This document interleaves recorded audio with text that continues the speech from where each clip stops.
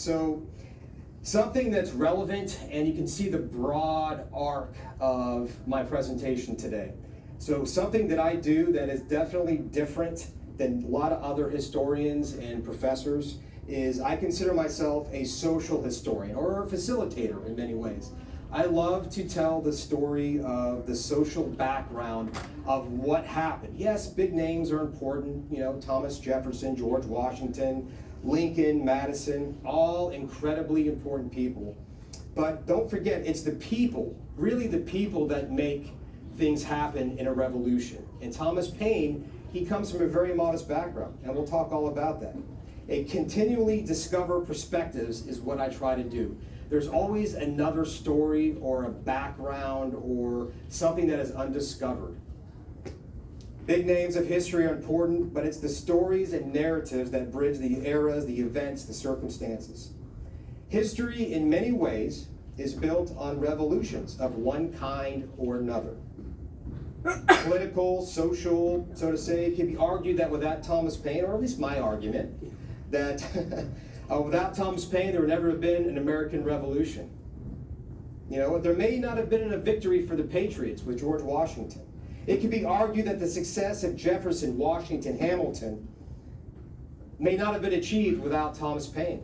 That's just an argument. That's my interpretation. And I think maybe you might see it here today as well. These are interpretations built on empirical evidence, one from the works that he's presented, also from circumstances that a lot of you may know about. This is what I love about history, because there's always an undiscovered narrative to go through and to learn more about. I could connect Napoleon probably somehow to Thomas Paine in one way or another. I'm not going to do that today. I'm not going to get too much off track. Dr. Priestman would not like that. I'm here to talk about common sense. But that is what's so good about history and stories, because that's really what it's about. Perspectives. I will go off a little bit off topic here because I think it's important to understand, even me as a student of history still, and as an instructor, I always learn new perspectives about everything that I do. Just recently I was reading an article about the 369th Infantry Regiment called the Harlem Hellfighters in World War I.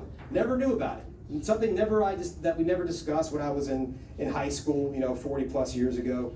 The perspectives of the Harlem Hellfighters was much different than the perspectives of General Pershing in World War I.